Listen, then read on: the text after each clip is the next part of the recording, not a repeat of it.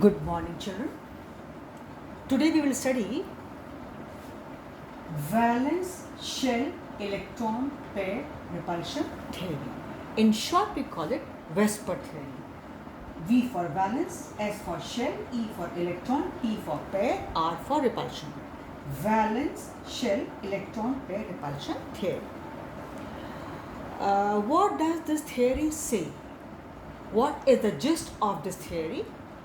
Prior to that, children, try to understand a few terms what I'm telling you. Like first is central atom. Children, you see any molecule or ion in chemistry, not atom, any molecule or ion. Say molecules.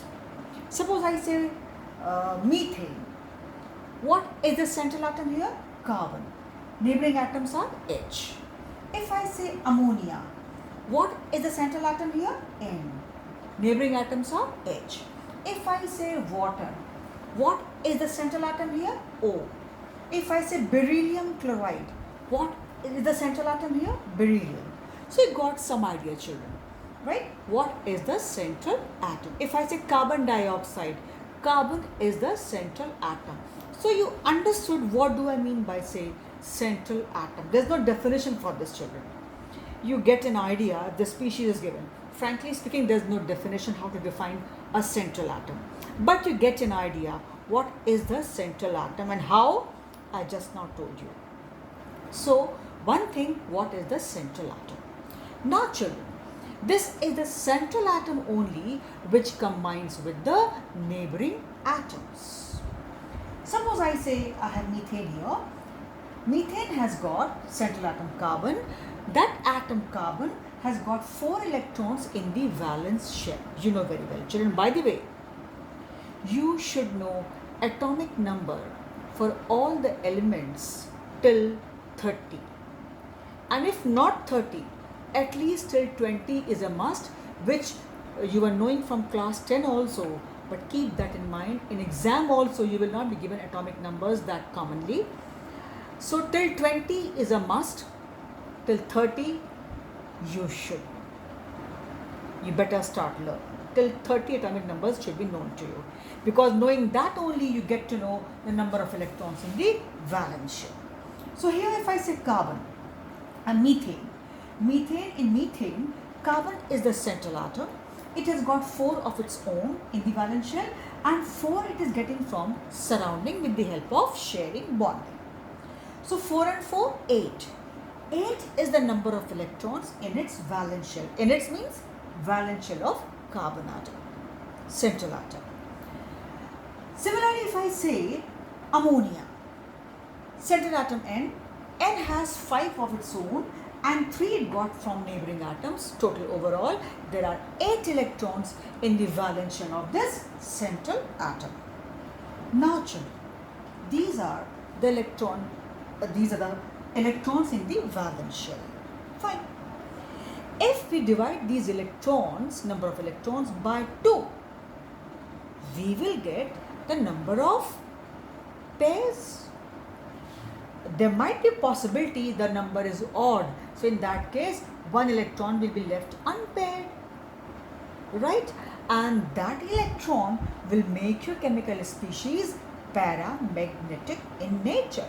Because if any chemical species has got at least 1 electron unpaired, the species becomes paramagnetic in nature. And if all the electrons were paired, that species becomes diamagnetic in nature. Go to water. In water, central atom is O. O has got 6 electrons of its own and 2 it got from neighbors through bonding. Total 8 electrons. 8 by 2, how many pairs? 4 pairs. Out of those 4 pairs, you see, this one and this one, these two were bond pairs. And these two are lone pairs. Same in ammonia molecule. Out of those 4 pairs, which we had seen, because N has got 5 of its own, 3 from neighbors, 8. 8 by 2, 4 pairs. Out of those 4 pairs, this 1, 2 and 3 were bond pairs and 1 is lone pair. In case of methane, we see 4 pairs, but there is no 4 bond pairs, but there is no lone pair. Say beryllium chloride. Beryllium has 2 of its own in the outermost shell and 2 it is getting through sharing. Total 4. Children, here it is not essential for the central atom to have octet complete all the time. It may not be. It may be lesser than that, than the octet. It can be number more than the octet also. But that is not the point to worry. That is not your concern. You simply have to calculate and find out the number of electron pairs in the valence shell of central carbon. That's one thing. And then also see, are these all bond pairs or is there any lone pair as well? Point clear? And if at all point comes, suppose ma'am there's only 1 electron left unpaired, then it will not be paired. How to count? Leave that electron because that will never make the pair, and that one unpaired electron makes the chemical species paramagnetic. Fine. So we have to see the central atom, its valence electrons, and then its valence shell electron pairs by dividing that number of electrons by 2. So I hope the point central atom and valence shell electron pairs is clear to you. That term, that meaning which I was trying to explain, you hope you have understood. I will be using that term now in this theory. So children, this theory is based on the electron pairs present in the central atom. So it is called valence shell electron pair repulsion theory. What happens, children? These electron pairs, ultimately all negative charge, they repel each other in the chemical species. So this way, there will be a lot of instability in the species, chemical species. So what happens, like any other species on this earth, every chemical species wants to stabilize itself, whether it is human being, it's animals, it's plants, or any species or molecules here. Everything has tendency to stabilize itself. Here what happens? How do molecules attain stability? Ultimately bond is formed, everything is done. Now what to do? And these electron pairs are repelling each other. So molecule gets disturbed. It attains instability. But nature says everywhere stability is required. Everything has tendency to attain stability. So what happens, children? Like suppose there are 2 people fighting. There are 2 siblings, they often fight. So what parents say? Okay, you stay in this room, other one will be in the room. So you stay apart, stay away from each other.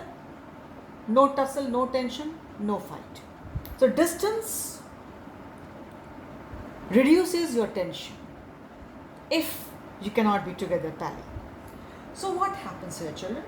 These electron pairs which were repelling each other, in order to provide stability to the molecule, they themselves orient themselves in such a way so that there is minimum possible repulsion. How? They stay farthest apart. They orient themselves in such a way so that there is minimum possible repulsion. Means they stay away as far apart as possible in that chemical species. So these points are the key points of this theory. And when they stay away, children, they are, because to have the minimum possible repulsion, there will be a fixed way of orienting the electron pairs. Like suppose there are 2 pairs. So what will happen? They will be far apart from each other. So best position will be what? They will be at an angle of 180 degrees. Suppose I have a molecule of the type AB2. So one bond pair. So they will be at this angle of what? 180. And the molecular shape will be linear. Suppose the species has got 3 bond pairs. So what will happen? Suppose the species is of the type AB3. A in the center and 3 bond pairs. You see, they are farthest apart. So what possibility was there? All are at an angle of 120 degree. This way they orient themselves. So when they orient themselves in order to have the minimum possible repulsion, they occupy fixed positions of minimum repulsion, which in turn gives rise to the geometry of the molecule. Like this became linear, this became trigonal planar. So now let us see the theory. The geometry and shape of a molecule depends upon the valence shell electron pair on central atom. Point I told you. Valence shell electron pair on central atom. Then second point. As I told, central atom can have bond pair as well as lone pair, as I have shown you and explained you here. It can have either of them. It can have both. It can have only bond pair, but only lone pair not possible. Either all bond pairs or bond pair as well as lone pair. Lone pair everywhere is not essential. Third point. In order to attain, third point, order of repulsion. As I told, these electron pairs, they keep repelling each other. It was found that bond pair and bond pair have the least repulsion, the lowest possible repulsion they show. But lone pair, they repel each other too much. And bond pair and lone pair in between. So what is the order of the repulsions of these electron pairs? Bond pair, the lowest out of these three. Lone pair, the highest. And in between, the repulsion is between bond pair and lone pair. This is the order of their repulsions. You need to know, you need to remember. Then, in order to attain stability, these electron pairs stay farthest apart, as I told you. To have minimum repulsion between two people, let them stay farthest apart. No repulsion, no fight, no tension, no repulsion at all. There is no scope for repulsion left if they are staying far apart. So they stay farthest apart. Ultimately a theory, children. Everything is assumption.